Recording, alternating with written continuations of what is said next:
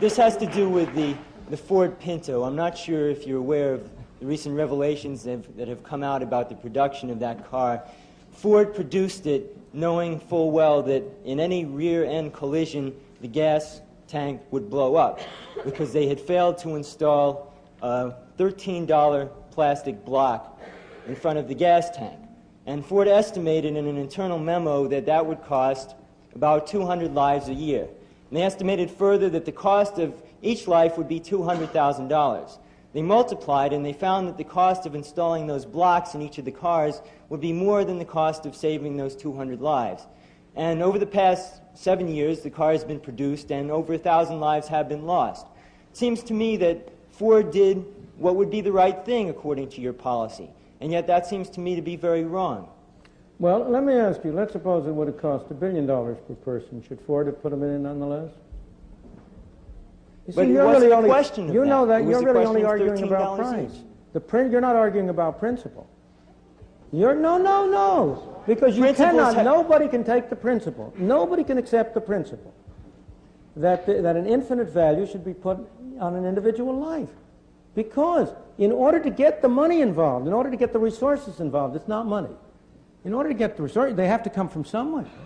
And you want the policy which maximizes the situation overall. You cannot accept a situation that 1 million people should starve in order to provide one person with a car that is completely safe. That's absolutely right. Right. And therefore, you're not arguing anything about principle. You're just arguing whether Ford used $200,000 was the right number or not. No, I'm not arguing Suppose that it were at all. $200 million. No. Suppose it were $200 million. What should Ford have done? $200 million for what? Suppose it would have cost $200 million per life saved. Should Ford still have spent that $200 million? You mean per... That's not the question. That's not really the question. Yes, it is a question. That's not the question. Yes, that's the principle of the question. That's the only principle involved. I don't know whether Ford came to the right answer or not. That's a question of whether these numbers are valid numbers for the relative costs of different things. You're not arguing about a principle if you once agree with me that if it had been $200 million, the cost per life saved would have been $200 million. You would not argue. Look, let me go back for a moment. Can I say something in response to that? If Ford had not been able to market those cars in the same kind of economic bracket because of the price of installing this one plastic block, that would be a different question. Maybe Ford could have considered redesigning the whole car so as to make it cheaper.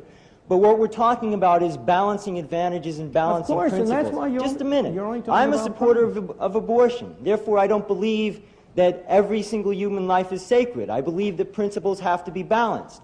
And yet, I don't see Ford spending $13 less on each car at the cost of 200 lives a year as being a principled position to take, and yet I think your logic requires it. Suppose it had been one fewer life a year.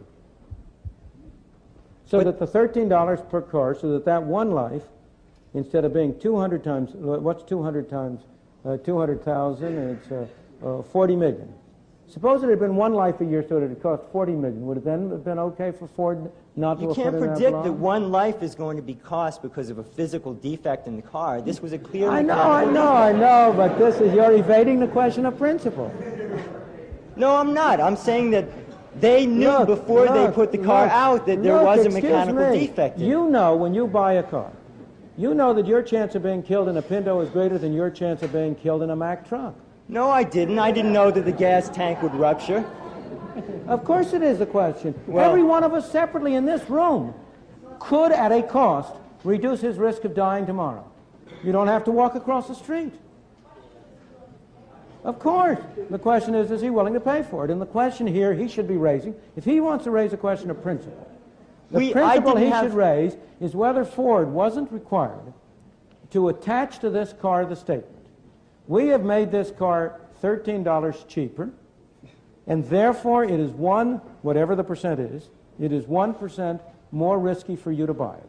But why? Now then he would be arguing a real question of principle. Why should they do that? Doesn't that interfere with the free enterprise system that you're touting? Why not? Because the consumer should be free to decide what risk he wants to bear. If you want to pay $13 extra for that, you should be free to do it. If you don't want to pay $13... Wait. Excuse me, we have to keep it to the audio over here. So then the government does have the right to require information of corporations, No. is that right? No, the government has a right to provide courts of law in which corporations that deliberately conceal material that is relevant can be sued for fraud and made to pay very heavy expenses. And that is a desirable part of the market, of course. What I'm trying to say to you is that these things are really a little bit more subtle and sophisticated than you are at first led to believe. There are no, you can't get easy answers along this line, because your way of putting it really only doesn't really get at the fundamental principles involved. The real fundamental principle is that people individually should be free to decide how much they're willing to pay for reducing the chances of their death. In Ohio, an old man failed to pay his electric bill. You may be familiar with the case. And the electric company turned off the electricity and he died. The reason they turned it off was because it wouldn't have been profitable for them to keep it on because he didn't pay his bill. Do you believe that was right? I don't know the details of that case at all, but I can well believe, but I'll be glad to, no, excuse me.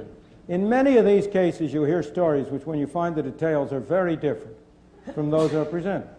But let's suppose it were true, which is what I was going to go on to say.